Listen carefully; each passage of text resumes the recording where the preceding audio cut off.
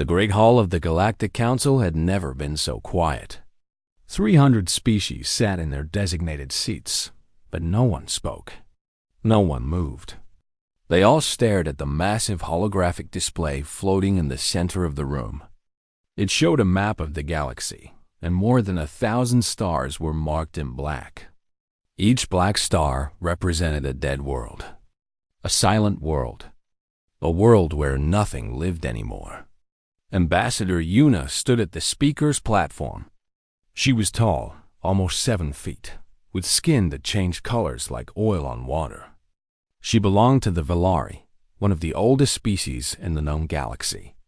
Her people had built starships when most other species were still living in caves. They had mapped distant nebulas and discovered the secrets of faster-than-light travel. But none of that mattered now, because the Velari were dying. Everyone was dying. 300 years ago, Yuna began, her voice steady but heavy with grief. We first detected the anomaly on a small mining world at the edge of explored space. The workers there reported a strange gray substance spreading across the ground. Within days, the substance had covered the entire planet. Within weeks, every living thing on that world was dead. She touched a control on her platform, and the holographic display zoomed in on one of the black stars. Images appeared around it. Pictures of cities covered in gray. Pictures of forests turned to ash. Pictures of oceans thick with death. We called it the Devourer, Yuna continued. At first, we thought it was a simple plague. We sent medical teams. We developed treatments. We created quarantine zones. We believed we could stop it. She paused and looked around the room at the gathered representatives. Many of them had lost their own worlds to the Devourer. Many of them had watched their families and friends turn gray and still. We were wrong. Elder Counselor Tomas leaned forward in his seat. He was a Rithani, a species that looked like a walking tree with eyes that glowed soft green. He was over 800 years old and had seen many terrible things in his long life. But nothing compared to this. The Devourer is not just a plague, Yuna explained. It is something far worse. It learns, it adapts. Every medicine we create, it overcomes within days. Every quarantine we establish, it breaks through within weeks. It is not a disease that wants to kill us. It is a disease that was designed to kill us. A murmur went through the crowd. Designed. That word carried terrible weight. It meant that somewhere, someone or something had created this horror on purpose. We do not know who made it or why, Yuna admitted. We have found no answers in 300 years of searching. All we know is that it spreads from world to world, and nothing can stop it. Nothing can slow it down. Nothing can save those it touches. She gestured to the map again. The black stars seemed to pulse with dark energy, spreading outward like a stain on the fabric of space itself. At its current rate of expansion, the Devourer will reach the core worlds within 50 years. Within 100 years, there will be no one left. Our civilizations, our histories, our dreams and hopes and children, all of it will be gone, consumed, silent. The hall remained quiet. What was there to say? They had tried everything. The greatest minds of 1,000 species had worked together for centuries, and they had found nothing. No cure, no weapon, no hope. Then Elder Counselor Tomas spoke. His voice was old and rough, like wind through ancient branches. What of the quarantined sector? He asked. The region we sealed off long ago. The one we agreed never to contact. Every eye in the room turned to him. Some looked confused. Others looked afraid. A few looked angry. Ambassador Yuna's skin shifted to a darker shade. You speak of Earth. Yes, Thomas said. I speak of Earth. Earth. The word itself seemed to carry weight. It was a legend among the Galactic Council, though not a pleasant one. Earth was a small blue world orbiting an ordinary yellow star in an unremarkable corner of the galaxy. Its inhabitants called themselves humans. The Council had discovered Earth almost 500 years ago. They had sent observation probes and research teams. They had studied the humans from a safe distance, and what they had found had horrified them. Earth was a world of constant war. The humans fought each other over land, over resources, over ideas, over things that seemed meaningless to outside observers. They had invented weapons capable of destroying their entire planet, and they had come close to using them more than once. But the wars were not the worst part. The worst part was the disease. Earth was covered in disease. Bacteria, viruses, parasites, fungi, countless microscopic organisms that lived in the air, in the water, in the soil, in the bodies of every living thing. The humans breathed disease. They ate disease. They carried disease inside them from the moment of birth until the moment of death. Any other species would have been wiped out long ago. But the humans survived. Somehow, impossibly, they survived. Their bodies had developed defenses that the Council scientists had never seen before. Complex immune systems that fought back against infection with brutal efficiency. The humans did not just live with disease. They lived through it. They lived in spite of it. The Council had decided that Earth was too dangerous to contact. The humans might bring their wars to the stars. Worse, they might bring their diseases. So they had sealed off Earth's entire sector of space and agreed to leave the humans alone. Earth lies directly in the Devourer's path, Thomas said quietly. Within 1 standard year, the plague will reach their world. Perhaps we should warn them. Perhaps we should give them a chance to prepare. To what end? Another counselor asked. If we cannot stop the Devourer, how could they? They are primitives. They have barely reached their own moon. That is true, Thomas agreed. But they have survived on that world for millions of years. A world that would kill any of us within days. Perhaps they know something we do not. Perhaps their bodies carry secrets we have never discovered. Ambassador Yuna shook her head slowly. You are suggesting we break 500 years of quarantine protocol. You are suggesting we make contact with the most violent, disease-ridden species in the known galaxy. Even if they could help us, they would be just as likely to destroy us themselves.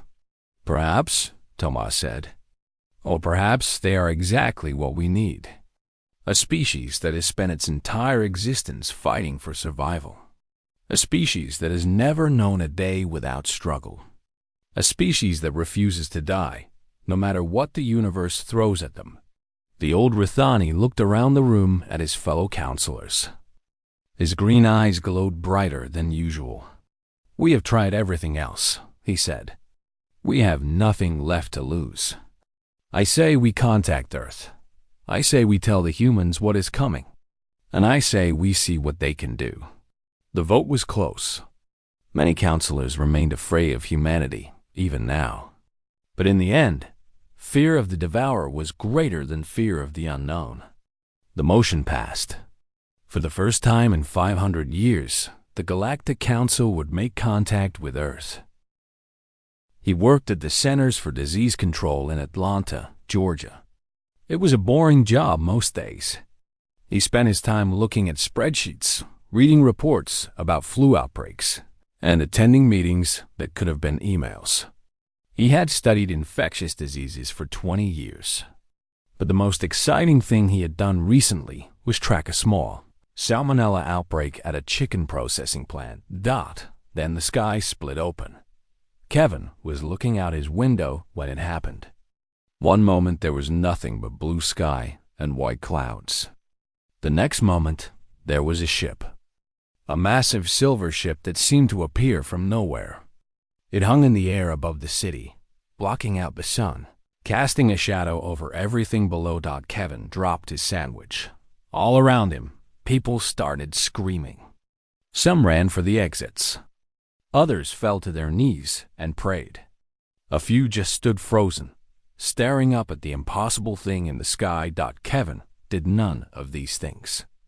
He simply watched, his scientific mind trying to make sense of what he was seeing. The ship was real. It was actually there. It was not a trick or a hallucination or a movie special effect. It was a genuine alien spacecraft hovering over Atlanta. "Well," he said to no one in particular, "this is going to be an interesting day." Within hours, the military had surrounded the CDC. Soldiers set up barricades. Helicopters circled overhead. News cameras pointed at the sky from every direction. The whole world was watching. Then a smaller craft detached from the main ship. It was about the size of a school bus, and it descended slowly, gracefully, until it landed on the lawn right in front of the CDC building. The grass burned black beneath it, and the air filled with a strange humming sound. General William Torres arrived by helicopter shortly after. He was a big man with gray hair and a permanent frown. He had spent 30 years preparing for various military threats, but nothing in his training had prepared him for this. "Who's in charge of disease research here?"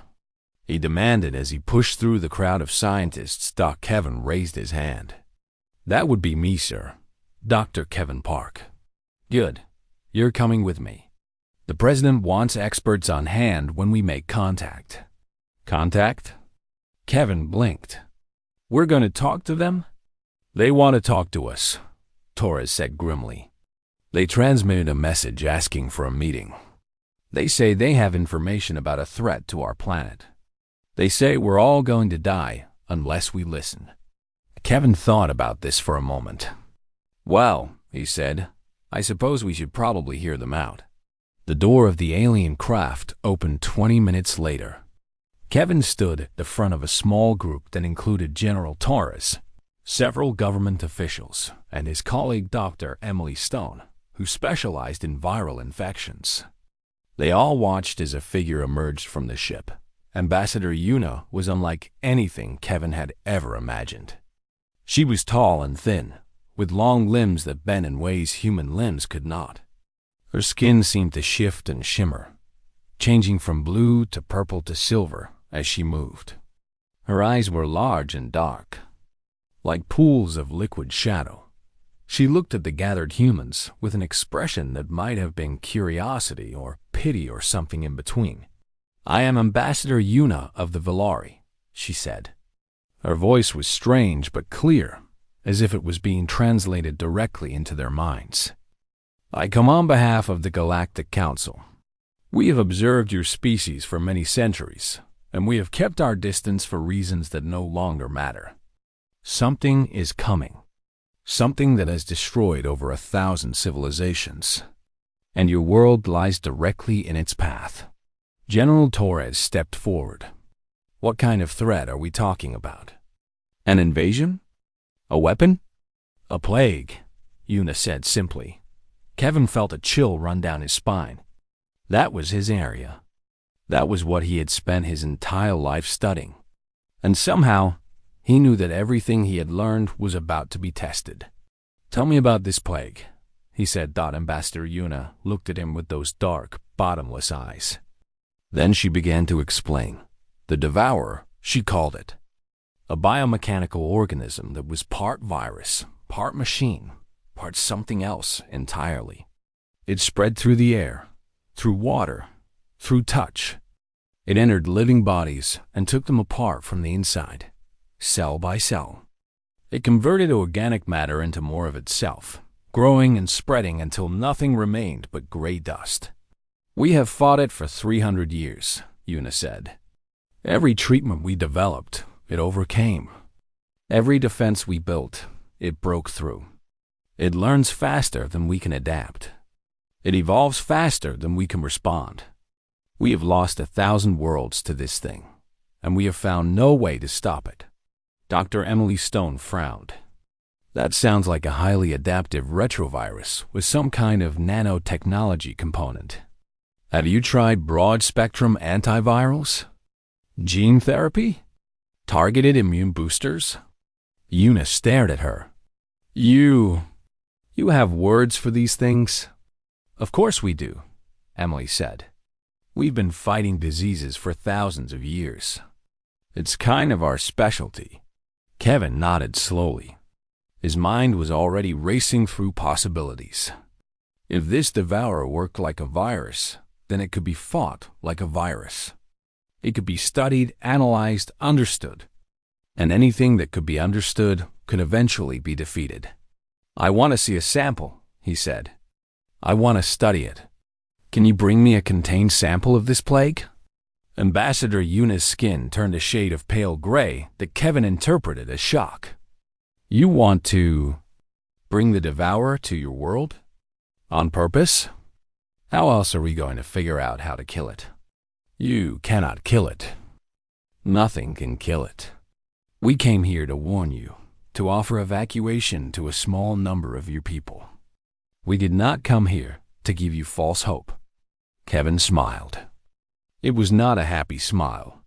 It was the smile of a man who had spent decades staring down invisible killers, who had watched diseases tear through communities and had fought back with everything he had. Ma'am, he said, with respect, you don't know what hope looks like on this planet. You don't know what we've survived. Smallpox killed 300 million people in the 20th century alone. The Black Death wiped out half of Europe. The Spanish flu infected a third of the entire world population. And we're still here. We're still fighting. He stepped closer to the alien ambassador, meeting her strange eyes without fear. You say this devourer has never failed. Well, neither have we. Bring me a sample. Let me study it. And let's see which one of us is right. For a long moment, Ambassador Yuna said nothing. She simply looked at this small, fragile human who stood before her without a trace of fear in his eyes. In 300 years, she had never seen any species respond to news of the devourer with anything other than despair. But this human wanted to fight. Very well, she said finally. I will bring you a sample. But do not say I did not warn you. The devourer has consumed civilizations far older and more advanced than yours. Whatever hope you think you have, I fear it will not be enough. Kevin nodded. Maybe not, he admitted. But there's only one way to find out. Behind him, Emily was already making calls, assembling a team, preparing a secure research facility. The fight was about to begin, and humanity had never been very good at giving up. The research facility was built in 2 weeks. It sat in the middle of the Maryland countryside, surrounded by fences and guards and warning signs. Inside, the most advanced containment systems humanity had ever created kept the samples of the devourer locked away from the outside world. Dr. Kevin Park had not slept in 3 days. He stood in front of a massive screen displaying microscopic images of the alien plague, his coffee growing cold in his hand. Around him, dozens of scientists worked at their stations, analyzing data, running simulations, arguing about theories. Ambassador Yuna watched from a safe distance. She had insisted on observing the human efforts, though she expected nothing to come of them. The greatest minds of 1,000 species had failed. What could these primitive creatures hope to accomplish? It's beautiful, Kevin muttered, staring at the image on the screen. Yuna's skin flickered with confusion. Beautiful? It has killed trillions of beings across the galaxy. How can you call it beautiful? Because of how well designed it is. Kevin pointed at the screen. Look at the structure. See how the organic components are woven together with the mechanical parts. It's not just a virus. It's a work of art. Whoever made this was a genius. Genius who created something that destroys all. Life. True. But understanding how something works is the first step to breaking it. Dr. Grace Wilson walked over to join them. She was an immunologist who had spent her career studying how human bodies fought off infection. She carried a tablet covered in charts and graphs. I've been running comparisons, she said. The Devourer is incredibly sophisticated. It can adapt to any chemical compound we throw at it within hours. It can modify its structure to bypass any barrier. It's like nothing I've ever seen. So it's hopeless? Una asked. Grace smiled. I didn't say that. I said it's like nothing I've ever seen. But I've been reading the reports from other species, the ones who tried to fight it before, and I think I see the problem. She pulled up a new set of data on a nearby screen. It showed the immune responses of various alien species when exposed to the Devourer. Your bodies don't fight back hard enough, Grace explained. When the Devourer enters your systems, your immune cells respond slowly and cautiously. They try to identify the threat, analyze it, develop a targeted response. By the time they figure out what they're dealing with, the Devourer has already adapted and spread. That is how immune systems work, Una said. A measured, intelligent response to threats, not ours. Grace pulled up another image. This one showed human white blood cells encountering the Devourer samples. Watch this. The video played. The moment the Devourer particles entered the sample, the human cells went to war. They did not pause to analyze. They did not wait to develop a targeted response. They simply attacked, throwing everything they had at the invader with brutal, relentless violence. Human immune systems evolved on Earth, Grace said. And Earth is basically a war zone. We've got bacteria in our water, viruses in our air, parasites in our soil. Our bodies have been fighting for survival since the moment life first appeared on our planet. We don't have the luxury of careful, measured responses. We hit first, hit hard, and ask questions later. Una stared at the screen. She watched the human cells tear into the Devourer samples with a ferocity she had never witnessed in any other species. The plague tried to adapt, tried to evolve, but the human cells adapted right back, changing their tactics, finding new ways to attack. This is remarkable, she breathed. We're not done yet, Kevin said. He had moved to another station, where Dr. Michael Brown was working on a different approach. Grace's team is handling the immune response side. Michael's working on something else. Michael Brown was a virologist who had spent years studying how viruses evolved. He looked up from his microscope with excitement in his eyes. The Devourer adapts to individual treatments, he explained. If we throw one antiviral at it, it learns to resist that antiviral within days. But what if we don't give it time to learn? What if we throw everything at it all at once? He gestured to a series of vials lined up on his workstation. I've been developing a combination treatment. Antivirals, antibiotics, bacteriophages, CRISPR modifications, monoclonal antibodies. 15 different approaches, all working together at the same time. That seems excessive, Una said. That's the point. The Devourer is used to fighting enemies who use one strategy at a time. It adapts to that one strategy and moves on. But humans don't fight fair. We use every weapon we have, all at once, from every direction. We overwhelm our enemies with chaos. Kevin nodded. It's the same approach we've used against cancer, HIV, and drug-resistant bacteria. When one treatment isn't enough, we combine multiple treatments. We attack from multiple angles. We give the disease so many problems to solve at once that it can't keep up.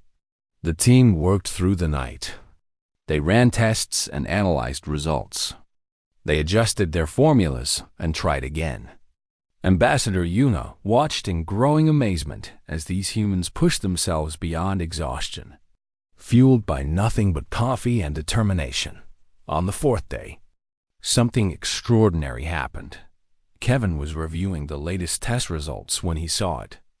The Devourer samples were failing. They were actually failing.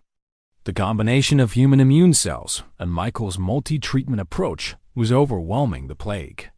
It tried to adapt, but every time it solved one problem, 3 more appeared. It was being attacked from so many directions that it could not evolve fast enough to survive. "Everyone," Kevin called out, his voice shaking. "Come look at this." The team gathered around his screen. They stared at the data in silence. "Is that real?" Grace whispered. "I've run the numbers 3 times," Kevin said. "It's real. The Devourer is dying." Ambassador Yuna pushed forward to see. Her skin was changing colors rapidly, cycling through emotions that humans could not read. She looked at the data, then at the humans around her, then back at the data. "This is impossible," she said. 300 years. 1,000 civilizations. And you found a weakness in 4 days? Kevin leaned back in his chair, exhaustion finally catching up with him. "We didn't find a weakness," he said. "We made one. We threw so much chaos at this thing that it couldn't handle it. That's how humans fight. We don't look for weaknesses. We create them." The celebration that followed was brief. There was still work to do. The laboratory treatment needed to be scaled up, tested on larger samples, refined for distribution. The Devourer was still spreading across the galaxy, and time was running out. But for the first time in 300 years, there was hope. Real hope. Not the desperate, fading hope of a doomed species, but the fierce, burning hope of people who had found a way to fight back. Ambassador Yuna sent a message to the Galactic Council that night. It contained only 3 words. They found something. Within hours, ships from a dozen species were heading toward Earth. The galaxy wanted to see these impossible humans for themselves. They wanted to understand how a primitive species from a quarantined world had accomplished what the greatest civilizations in existence had failed to do. And in the research facility in Maryland, Dr. Kevin Park finally allowed himself to sleep, knowing that when he woke up, the real work would begin. Devourer had claimed 1,000 worlds, but it had never encountered Earth's immune system before. They were not beautiful ships. The Galactic Council members who watched them launch from their observation vessels remarked on how crude they looked, how rough and unfinished. They were built from steel and aluminum and titanium, materials that more advanced civilizations had stopped using centuries ago. Their engines burned chemical fuel. Their hulls were covered in ugly welds and exposed bolts. But inside those ships were humans. And the humans were not waiting for the Devourer to come to them. Dr. Kevin Park stood on the bridge of the lead vessel, the converted cargo ship that the newly formed Earth Defense Medical Corps had renamed the Hope. Beside him was Commander Lisa Martinez, a former Navy captain who had volunteered to lead the first mission into infected space. "You know, this is crazy, right?" Lisa said, staring out at the stars ahead of them. Kevin nodded. "Completely crazy. But when has that ever stopped us?" Behind them, the Hope carried 500 volunteers. Doctors, nurses, immunologists, epidemiologists, paramedics. Not soldiers, not warriors, healers. Every one of them had looked at the data, understood the risks, and signed up anyway. The Galactic Council had not wanted them to go. Ambassador Yuna had argued against the mission for days. "The treatment works in laboratory conditions," she had insisted. "But administering it on infected worlds is entirely different. The Devourer is far more powerful when it has consumed an entire planet. Your people will be walking into a death trap." "Probably," Kevin had agreed. "But people are dying out there. Right now, as we speak, millions of beings are being consumed by this plague. We can help them. We have to at least try. You could wait. Perfect the treatment. Send unmanned vessels with the cure." Kevin had shaken his head. "That's not how we do things. When there's a plague, you send in the doctors. You don't wait for the perfect moment. You don't hide behind safe solutions. You go where you're needed, and you do whatever it takes." So here they were, 3 weeks later, approaching the first infected world on their list, a Valari colony called Threshold. Before the Devourer had arrived, it had been home to 12 million people. Now, according to the Council's long-range sensors, fewer than 100,000 remained alive, hiding in underground shelters while the gray tide slowly consumed everything above. Lisa brought the Hope into orbit. Through the view screen, Kevin could see the surface of the planet. It was covered in gray. The cities were gray. The forests were gray. The oceans had turned a thick, sickly gray that seemed to pulse with unnatural life. "Dear God," whispered Dr. Grace Wilson, who had insisted on joining the mission despite Kevin's protests. "This is what we're fighting," Kevin said quietly. "This is what happens if we fail." The shuttles launched an hour later. 12 small craft, each carrying 40 medical personnel and enough supplies to treat thousands of patients. They descended through the gray atmosphere, their pilots navigating by instruments alone because visibility was nearly zero. Kevin's shuttle touched down near one of the underground shelters. The moment the doors opened, he smelled it. A strange chemical smell, like rust and decay and something else he could not identify. The air itself felt wrong, as if the planet was dying from the inside out. "Hazmat suits on," he ordered. "Nobody takes them off for any reason. Stay together. Watch each other's backs." They moved through the gray landscape like ghosts. The ground crumbled beneath their feet, and sometimes they saw shapes in the ash. Shapes that might once have been buildings. Shapes that might once have been people. The shelter entrance was a metal door set into the side of a hill. Kevin knocked, then used a translation device to speak. "We are from Earth," he said. "We have come to help. We have medicine." For a long moment, there was no response. Then the door opened. The Valari who emerged looked nothing like Ambassador Yuna. His skin was pale and cracked, and his eyes had lost their shimmer. He was thin, so thin that Kevin could see his bones through his skin. He had been infected. The gray was spreading across his body, slowly claiming him piece by piece. "Help?" The Valari rasped. "There is no help. The Devourer has won." "Not yet," Kevin said. He held up a medical kit. "Not while we're still standing." The work that followed was the hardest of Kevin's life. The shelter held nearly 3,000 survivors, all in various stages of infection. Some were barely touched, with only small patches of gray on their skin. Others were almost gone, their bodies more plagued than person. Kevin and his team worked without rest.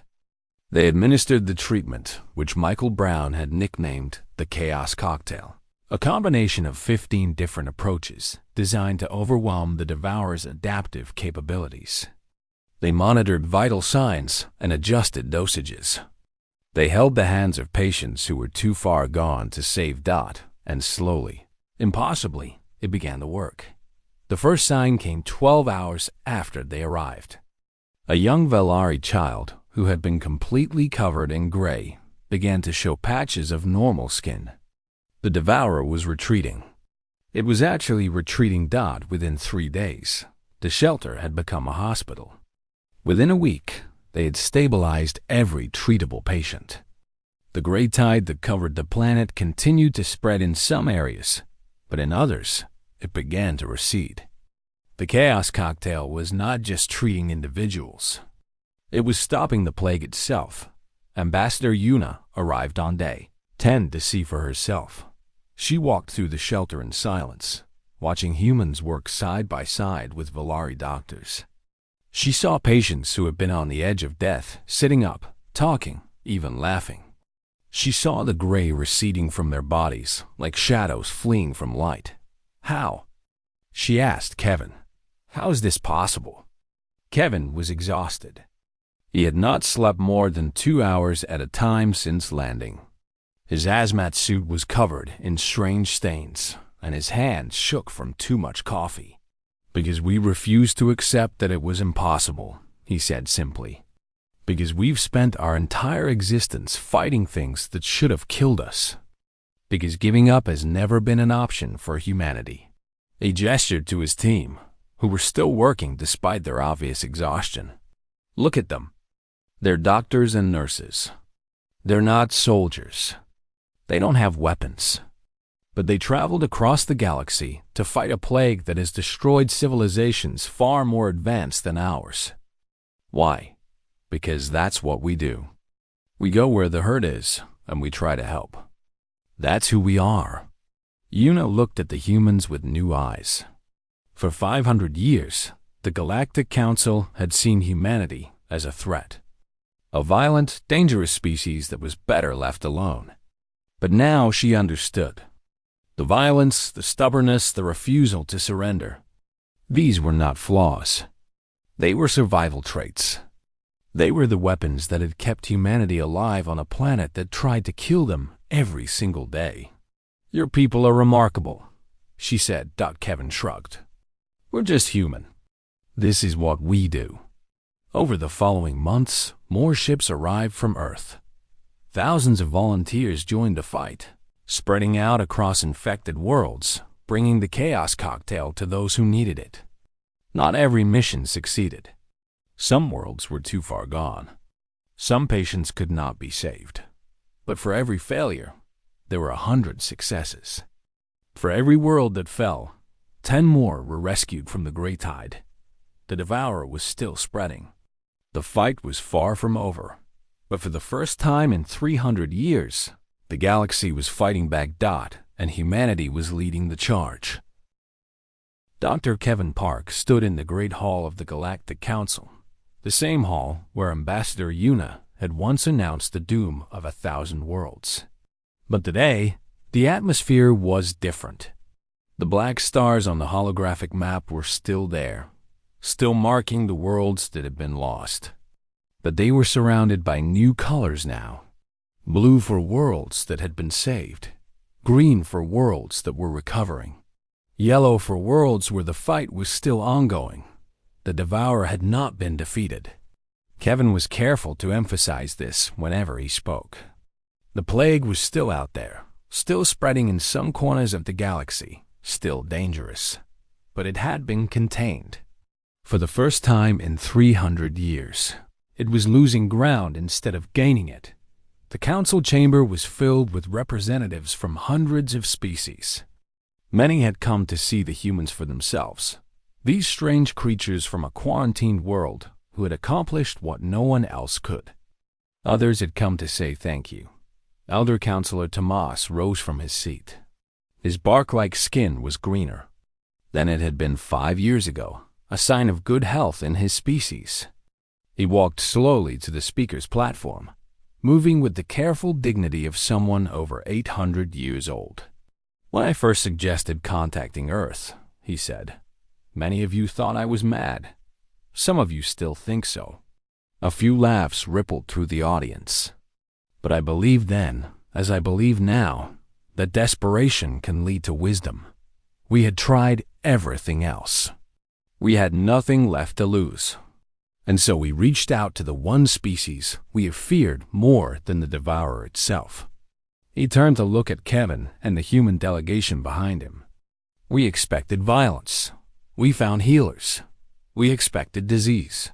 We found a cure. We expected destruction. We found salvation. Kevin felt uncomfortable with the praise. He was not a hero. He was just a doctor who had been in the right place at the right time with the right skills. But he understood that this moment was important.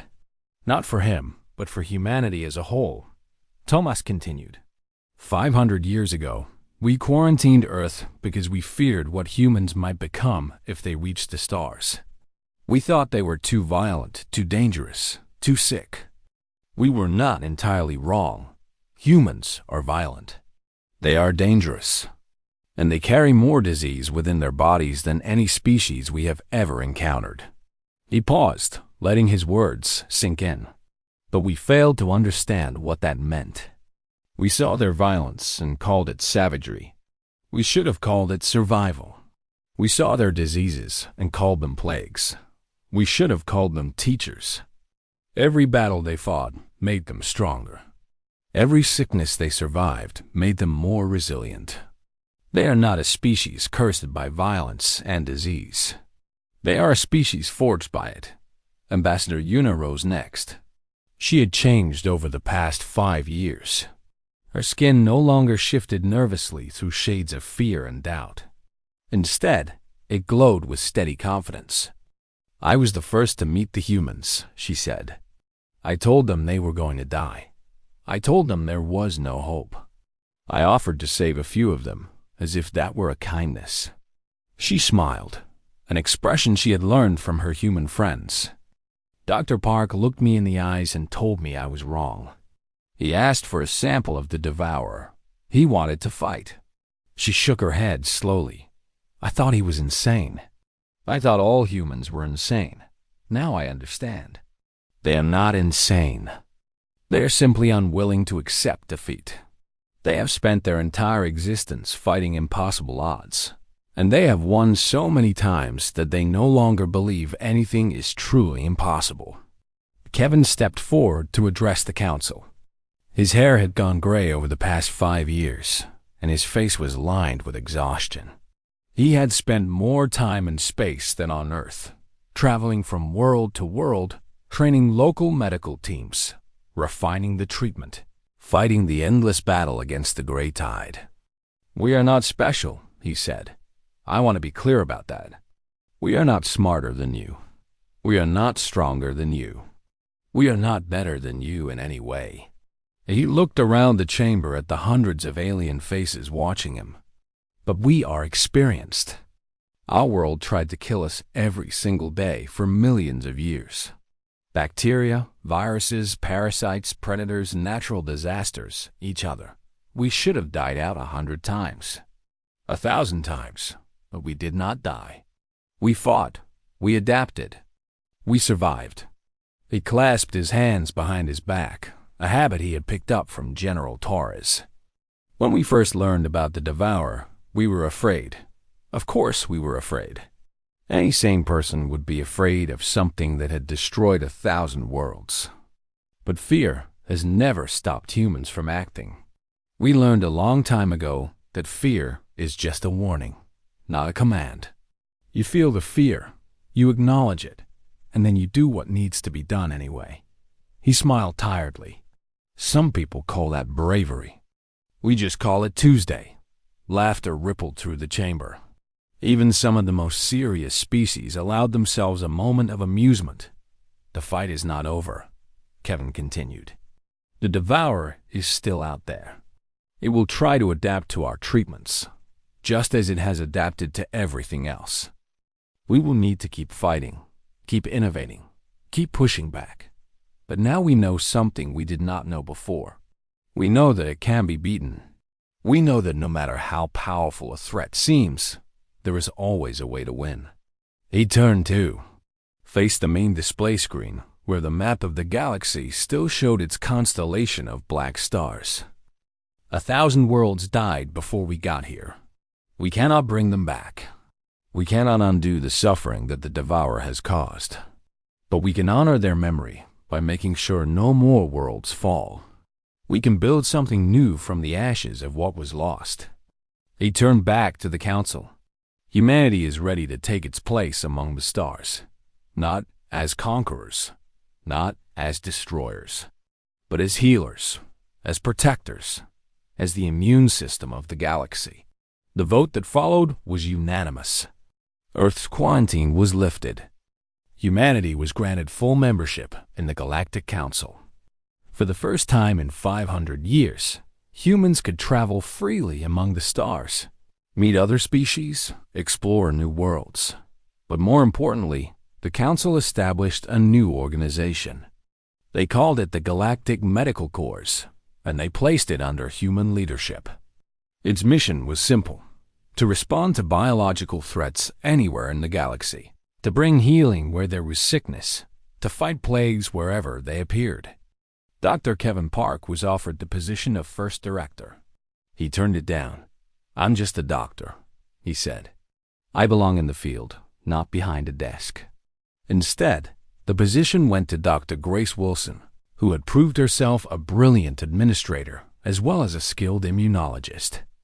Kevin returned to active duty, leading medical teams to distant worlds, training new doctors, continuing the fight he had started 5 years ago, on the day the Galactic Medical Corps was officially established.